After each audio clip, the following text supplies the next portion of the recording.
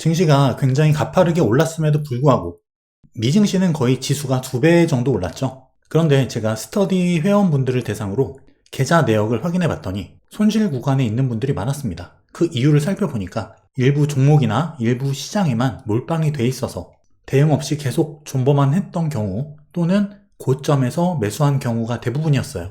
미증시는 거의 올랐기 때문에 대부분이 코스피 때문이었죠.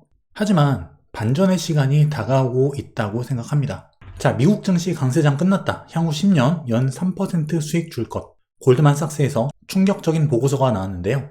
자, 10년 뒤 S&P 500 수익률 국채보다 낮을 것. 지금 현재 애플, 엔비디아 같은 빅테크 비중이 너무 크다는 것이 문제라는 거예요. 지금 빅테크의 쏠림은 실적 때문이죠. 실적이 함수인 증시는 현재 빅테크 중심으로 갈 수밖에 없다는 것이고, 자, 나스닥 지수입니다. 폭락이 나오고 나서 이 구간에서 많은 분들이 공포에 사로잡혔죠. 그리고 이 반등, 여기는 헤드앤숄더의 오른쪽 어깨다, 팔아야 한다라는 그런 의견이 굉장히 다수였고, 저는 여기서도 그리고 여기서도 상승장에 대한 시나리오를 바꾸지 않았습니다. 그리고 실제 시장은 반등을 했고요. 이런 구간들 어디서 사든지 저가 매수가 될 것이다. 왜냐? 고점을 넘어갈 것이기 때문에. 결국 S&P 500은 넘어갔고 나스닥도 순차적으로 고점 돌파를 앞두고 있는데, 나스닥 또한 현재 이런 구간 추세를 딛고 나서 현재 강한 랠리의 가능성을 보여주고 있는 구간이다. 많은 분들이 힘들어하고 있는 이 코스피 또한 조만간 답을 줄 것이다. 자, 일단 지금 상승장, 상승 랠리에 대한 특성을 우리가 이해할 필요가 있습니다. 최근 영상 보셨다면 아시겠지만 지금은 대통령이 누가 되든 상관이 없습니다. 현재 누가 당선되던 간에 돈이 풀리는 장세이기 때문이에요. OECD 인덱스 기준 경기는 반등 국면에 들어서 있고 100 이상 확장 국면이다. 경기는 반등 중인데 금리는 상승을 마감하고 동결을 마감하고 인하로 접어들었다. 즉 경기는 올라가면서 금리가 낮아지는, 즉 유동성과 경기가 더해지는 자산시장에 좋은 폭발 구간이 올 수 있다는 거죠. 이 부분에 대한 영상 최근에 올려드린 게 있으니까 꼭 보고 오시고요. 자, 이러한 유동성의 근거는 여기저기서 나타나고 있습니다. 바로 금과 비트코인, 유동성 랠리의 대표적인 자산들이죠. 하지만 금과 비트코인은 약간 상승의 추세가 다릅니다. 상승의 구간 자체가 금과 비트코인은 다르다는 건데요. 어쨌든 이렇게 깊게 들어갈 필요도 없이 최근 이러한 유동성 관련 자산들의 급등은 말씀드린 유동성의 근거이다. 에브리싱 랠리를 불러온 유동성 근거. 자, 그리고 중요한 부분 또 한 가지는 기관 투자자들의 주식 매수 추이가 현재 초입부에 와 있다. 이게 굉장히 핵심적인 부분입니다. 채권과 주식에 대한 기관 투자자들의 매수 추이. 채권 같은 경우는 2023년부터 기관 투자자들의 매수 비중 확대가 이루어진 반면에 주식 같은 경우는 최근 2024년도에 들어서서야 서서히 증가하고 있다. 이 이유가 뭐냐면 기관들은 굉장히 오랫동안 경기 침체에 대한 전망을 고수하고 있었어요. 경기 침체가 올 것이다. 경기가 안 좋을 것이다. 이러한 전망들 때문에 주식을 공격적으로 사지 못했다는 겁니다. 그리고 이제서야 여러 가지 지표로 인해서 경기 침체의 가능성이 낮아지고 있으니까 이제서야 주식을 늘리고 있는 초입부이다. 결국 유동성과 기관들의 매수 추이, 이런 것들이 결국 자산시장에는 긍정적으로 작용할 수밖에 없다. 자, 엔비디아 역시 제가 137달러인가 이 부분에서 상승 종결 말씀을 드렸었죠. 실제 140달러 부근에서 상승이 끝났고 이 부근 혹은 이 부근에서 조정은 종결된 것으로 본다. 그렇다면 이제부턴 새로운 상승의 파동이 시작된 것인데, 이것은 최근에 TSMC의 실적 발표가 있었죠. TSMC가 보여준 실적에서 AI 장세는 여전히 지속되고 있다. 주가와 TSMC의 실적이 말해주고 있어요. 팀 엔비디아와 TSMC는 같이 가고 있죠. 현재 한 팀이기 때문에 TSMC가 좋다는 것은 엔비디아도 좋다는 이야기다. 다소 눌림이 있더라도 지금 현재 쌍봉 구간이기 때문에 살짝 돌파했다가 음봉이 나온 상태이지만 결국엔 눌림이 나오든 나오지 않든 정고점은 넘어갈 것으로 보고 있다. 자, TSMC 실적 컨센 대비해서 굉장히 잘 나왔습니다. 특히나 순이익, EPS가 16% 시장 예측보다 잘 나왔다. 실적 발표하고 시장이 바로 반응하죠. 8, 9% 급등. 무엇보다 매출과 영업 마진율의 전망치 또한 상승하고 있다. 실제 실적도 좋고 전망치도 좋아지고 지금 실적 호조의 한 가운데라는 거예요. 지금 반도체나 AI가 꺾였다라는 그러한 근거는 어디서도 찾아볼 수가 없습니다.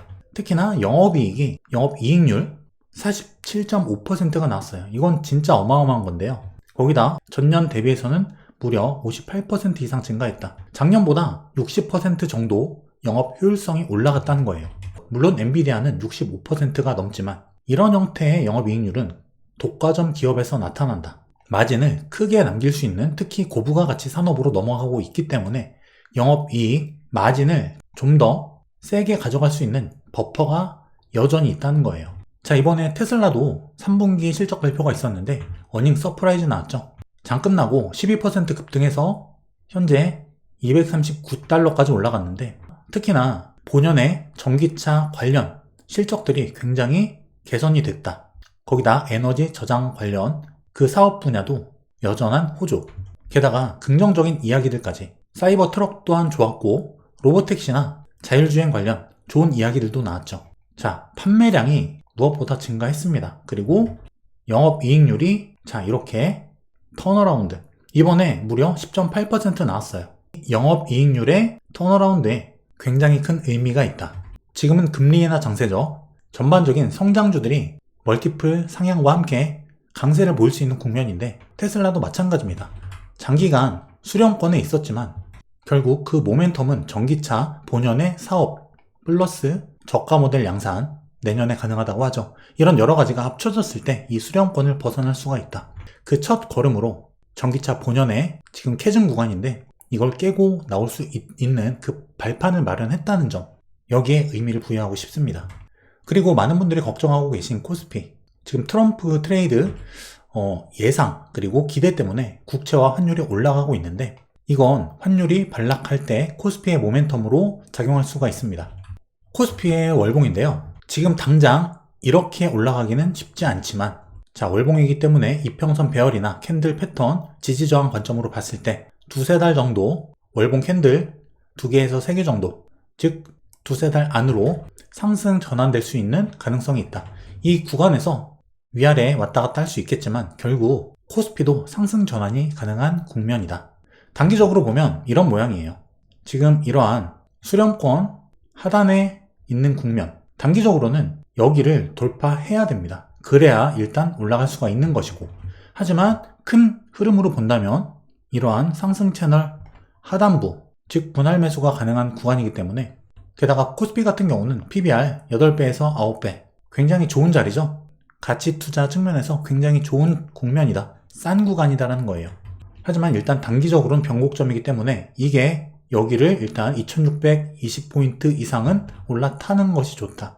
그래야 단기적인 상승 흐름이 가능할 것으로 보여지고, 만약 이 추세를 올라탈 수 있다면 단기적인 상승 흐름도 가능해 보인다. 코스피 같은 경우도 현재 프랙탈 패턴, 유사 패턴의 반복이죠. 프랙탈 패턴 끝내고 반등 가능한 구간이기 때문에, 하지만 이게 월봉이기 때문에 시간을 필요로 할 것으로 보여진다.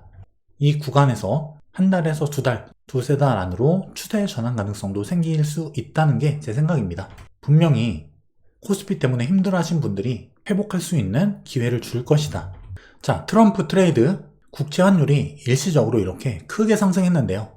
그 영향으로 인해서 이 상승 추세를 깨고 다시 이렇게 말아내려야 되는 이 추세 국면에서 다시 올라탔다. 트럼프 당선 가능성 때문에 선 기대 효과로 올라간 환율 그리고 국채 금리이기 때문에 이게 추세적으로 계속 이어지긴 어렵다는 거예요. 이건 모멘텀 없는 기대 심리에 의한 급등이었기 때문에 이건 곧 꺾일 수 있다. 쉬어가는 구간이 필요하다는 거죠. 그리고 결국 다시 이 상승 추세를 이탈하는 구간, 이때부터 약 두세 달 정도 시간이 필요로 할 수 있겠지만 그 다음에 다시 추세를 하방 이탈해준다면 환율은 강하게 빠질 수 있고요. 그때 코스피는 강하게 올라갈 수 있다. 이 트럼프 효과는 모멘텀이 없이 기대 심리 때문에 올라갔다는 것, 실질적인 모멘텀이라기보다는 기대 심리에 의한 상승이었다는 부분을 기억할 필요가 있습니다. 우리가 집중해야 될 부분은 이 환율의 그리고 국채금리의 재하락 구간, 코스피 모멘텀이 살아날 수 있다. 삼성전자 또한 현재 많은 분들이 걱정하고 계시지만 강한 매물대 구간입니다. 싼 자리라는 거죠. 물론 지금 현재 삼성전자 상태를 보면 좋지 않아 보이죠? 즉 모멘텀이 확실하지 않기 때문에 모멘텀 투자를 하기 어렵다. 하지만 가치 투자, PBR 관점으로 봤을 때 싸냐 비싸냐를 놓고 봤을 때는 싸기 때문에 가치 투자 관점으로 접근할 수 있다. 지금 현재 미국 증시와 국내 증시를 투자 관점을 혼동하면 안 돼요. 지금 완전히 다른 방식의 투자가 필요하다. 미국 증시는 비싼 구간으로 넘어가 있죠. 여기서 이미 비싼데 오버슈팅을 바라보고 있는 그런 모멘텀을 바라보고 하는 그런 모멘텀 투자이고, 이런 관점으로 미국 증시를 봐야 되는 것이고, 대신에 AI나 반도체, 실적 이런 모멘텀이 존재한다. 반면 국내 증시, 하이닉스는 좀 다르지만 삼성전자 같은 경우는 메모리 반도체 관련 그 수혜가 그리고 실적적인 모멘텀 자체가 지금 거의 없기 때문에 이런 모멘텀을 가지고 하는 투자가 아니다. 다만 싸기 때문에 싼 구간의 가치 투자 관점으로 쌀 때 사서 비쌀 때 파는 이런 관점으로 본다면 괜찮은 자리라는 거예요. 그리고 국내 증시의 모멘텀은 결국 삼성전자, HBM, 그리고 엔비디아 납품 이런 부분이 될 수 있을 것이고, 또한 외국인의 복귀, 환율 하락, 환율이 재하락하는 이 국면, 여기를 우리가 기다려야 될 거예요. 하지만 월봉 관점으로 봤을 때는 서두르기보다는 조금 시간을 가지면서 쌀 때 사 모아 간다면 반드시 비싼 구간에서 팔 기회를 줄 것이다. 많이 고생하고 힘드셨겠지만 코스피에도 볕들 날이 올 거라는 게 제 생각입니다. 올해 연말 그리고 내년 초 코스피 또한 기회가 올 것이다. 그리고 제 스터디 오늘이 2주 무료 체험 마지막 날이니까요. 많이 신청해 주시고 공부를 통해서 여러분의 실력을 성장시키는 올 연말 되시기 바라겠습니다.